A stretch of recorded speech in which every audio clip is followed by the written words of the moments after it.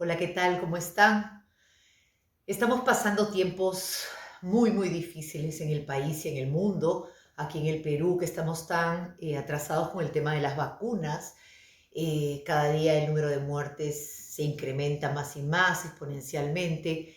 Y por eso desde este espacio de sanación cuántica pensé que era apropiado hablar acerca del duelo, trabajar con el duelo. Por eso es que esta semana vamos a trabajar todos los días el duelo.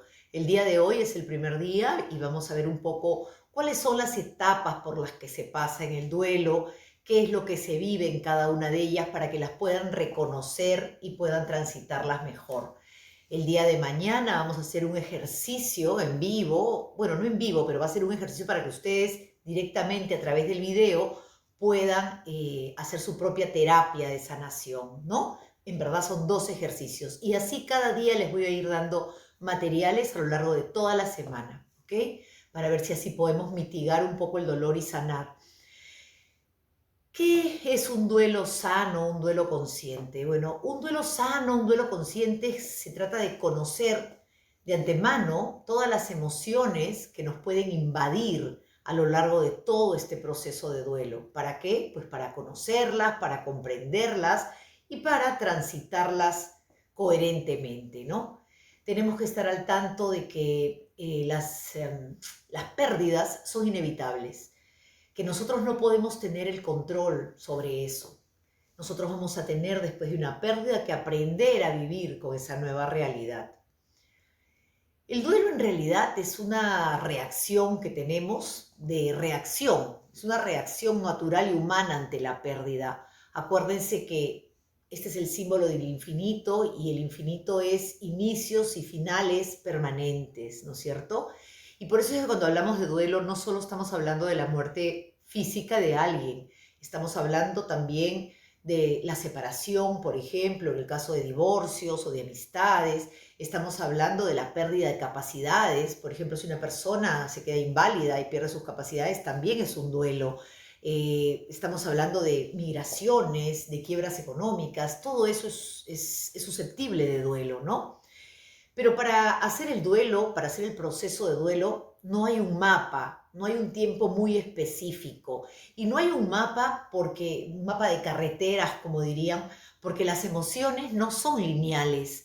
Entonces, digamos que todos los duelos son distintos, pero eso sí, hay una regla para los duelos, que el duelo hay que vivirlo sanamente y hay que dejar de ser el dolor. O sea, el dolor se deja ser, se siente, así duela, así sea terrible, hay que sentir el dolor, ¿no es cierto? Porque si no, dolor que se bloquea, dolor que enferma. Yo les cuento algo muy personal. Cuando mi padre murió, yo tenía 4 años y un niño menor de 7 años no puede hacer el duelo, así quiera, no puede, no tiene la capacidad de hacer el duelo. Y en esos casos, el duelo es un duelo retardado que nos trae muchos problemas. Yo he tenido que trabajar muchas cosas para poder sanar el hecho de que mi padre muriera en un accidente cuando yo tenía una edad tan corta, ¿no? Entonces, por eso les digo, o sea, duelos hay muchos tipos. Hay los duelos anticipados, cuando uno sabe ya que la persona va a fallecer con mucho tiempo de anticipación por enfermedades terminales, pero igual al final llegado el momento duele igual. Hay duelos sin resolver, ya sea porque estén en su periodo o ya sea porque en verdad hasta ya pasaron hasta más de 12 meses y no se resolvió, lo cual quiere decir que ya el duelo se complicó. Es un duelo complicado. ¿Qué cosa es un duelo complicado? Un duelo patológico, un duelo en donde el doliente se llama la persona que queda, que sobrevive al fallecido, el doliente revive y revive su dolor, ¿no? Entonces, hay duelos ausentes, cuando la persona no tiene la capacidad de sentirlos, duelos retardados como el que tuve yo, y también cuando hay personas que, por ejemplo, tienen que ser los fuertes de la familia, dedicarse a los demás, hacer todo, hacer los trámites, y no puede vivir su duelo, eso también es un duelo retardado. Hay duelos en verdad inhibidos porque la familia no acepta o a la persona o a la situación. Hay duelos desautorizados, hay duelos distorsionados, hay muchos duelos. Son gran cantidad de formas de vivirlo. Ahora, las etapas del duelo son un tema aparte. Cada duelo La primera etapa del duelo es la etapa de la negación. Esta etapa, en verdad, el cerebro humano es muy sabio y lo hace para amortiguar el dolor, para protegernos de algo que en realidad puede resultar para el ser humano muy abrumador, ¿no? Entonces, en la negación, uno primero empieza a pensar, no puede ser, no será un error, no lo puedo creer, e incluso nos ha pasado a todos, me ha pasado a mí y a muchas personas con las que he conversado. Cuando una persona querida fallece, al día siguiente tú te levantas y tú sientes como si habrá sido una pesadilla. Me da la impresión como que hubiera sido un sueño. Eso nos ha pasado a todos. Y esto es natural porque en realidad es para poder aguantar el dolor. Luego, la persona, por ejemplo, escucharán ustedes en el velorio, cuenta la historia 1000 veces, vuelve a contar la historia 1000 veces, y eso es porque el cerebro hace que lo cuente 1000 veces para que se dé cuenta que es algo real, que pasó, y pueda salir de la negación, ¿no es cierto? El duelo en realidad es como un bus turístico, ¿no? Esos buses que tú puedes bajar y subir en unos paraderos determinados, y la idea es que te bajes en cada etapa del duelo, que la vivas, pero que vuelvas a subir para seguir avanzando en tu proceso. Porque si tú te quedas en una de las etapas estancadas, llega la noche, por decirlo en la metáfora, y se va el bus cierra y no llegas nunca a tu hotel.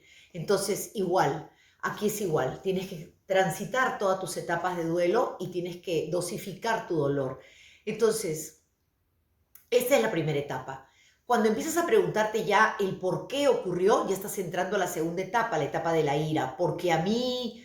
Y en realidad no te preguntes por qué a mí, pregúntate más bien por qué no a mí, si la vida es así, las tragedias son inevitables. Acá no se trata de que sea un castigo, es la vida, acá no hay culpables ni inocentes. De hecho, cuando nosotros perdemos a alguien, siempre por la ira, para descargar nuestra ira, vamos a buscar algún culpable. Y está bien, en buena cuenta, porque defogar la ira, cuando se cae la máscara de la ira, ahí te hace avanzar porque queda expuesta la emoción, que es lo que necesitas para sanar, ¿ok? Entonces tienes que compartir luego esa emoción, compartir lo que sientes. Luego viene la etapa del arrepentimiento, la etapa también llamada de la negociación.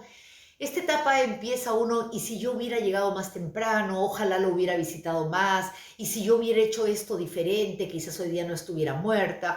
Entonces la persona empieza a pactar, ¿no? Dios mío, te prometo que nunca más voy a volver a dejar de visitar a mis tíos mayores, por ejemplo, pero prométeme que no me va a volver a ocurrir esto, ¿no? Entonces empieza todo este tema del pacto. Luego viene la etapa 4, que es la etapa de la depresión reactiva. Es una depresión, no una depresión clínica, sino es reactiva a algo que has vivido, en este caso a la pérdida.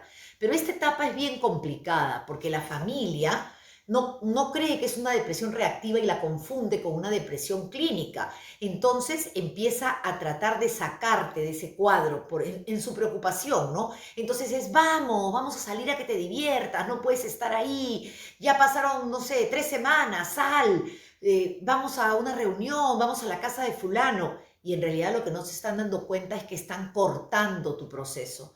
Entonces, por sacarte, te cortan el proceso y eso no se debe hacer. Se debe acompañar, se debe arropar, pero se debe respetar al familiar, ¿no?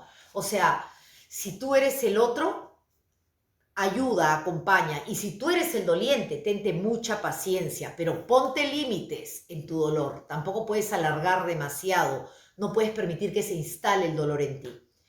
Y finalmente llega la etapa más esperada, que es la etapa de la aceptación, ¿no? La etapa de la aceptación es cuando el dolor ya no te quiebra, es cuando ya el dolor no te impide vivir, cuando ya no te impide el bienestar. Y allí es cuando logras cambiar la melancolía, que tiene un tinte de dolor, por la nostalgia, que es distinta.